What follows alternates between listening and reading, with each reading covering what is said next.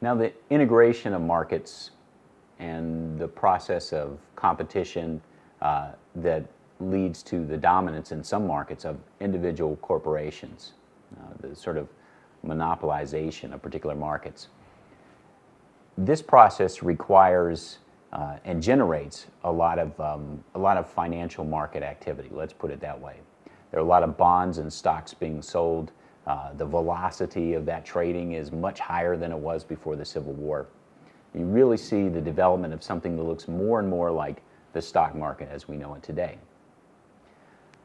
And that's a significant development because, as we know, the American economy is going to get more and more financialized at particular points in the 20th century. And we're going to start to see that as a big part of what capitalism is. It's not just producing things in factories, it's also buying and selling on the financial markets, investing, and so on. But it also brings up another question, because the processes I've been talking about, integration, transformations in technology, these bring up metaphors that seem really rational to us. Well, of course, Standard Oil is going to be able to undercut their competitors. They have enough efficiencies in their process of production that they can sell a gallon of kerosene for maybe 2 cents less than the other. That sounds very rational. We also use metaphors that really come from Darwinism, right? So eventually we're going to have a process of competition that leads to the fitter corporations weeding out each other.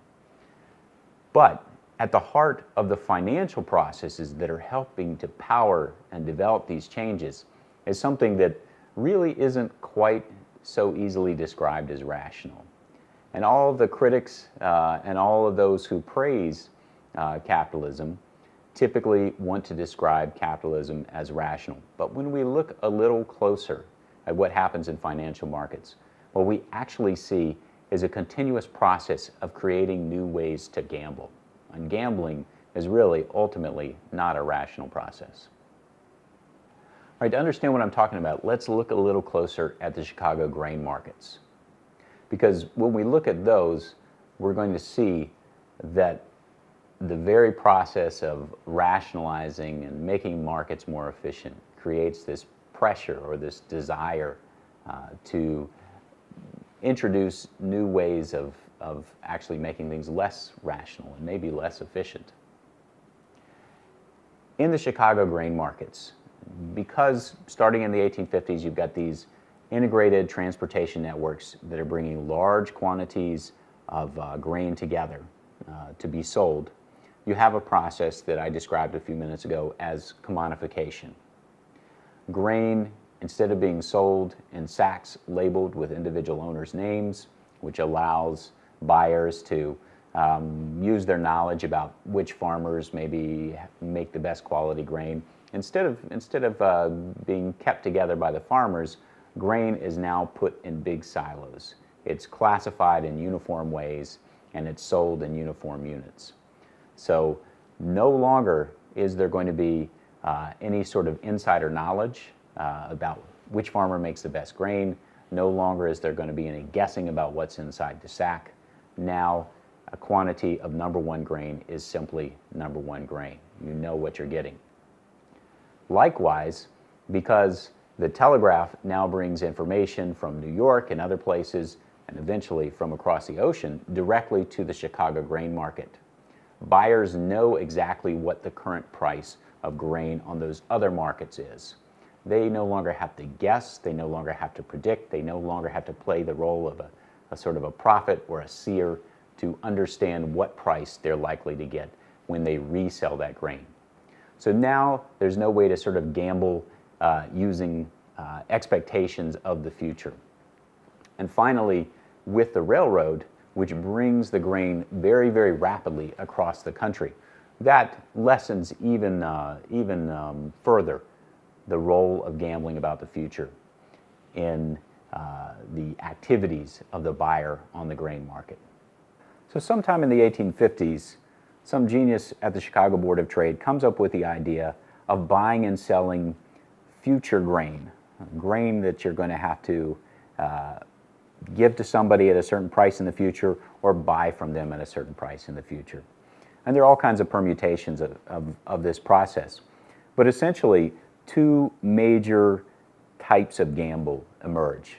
One is to take a long position in which you're betting that the price of grain is going to rise in the future.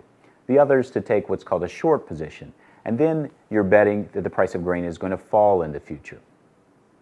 Once these kinds of gambling are introduced into the market, what you see is a continued rise in activity in the market. More and more buying and selling, more and more money entering the market, and many of these kinds of processes also become more and more common in stock exchanges like the New York Stock Exchange.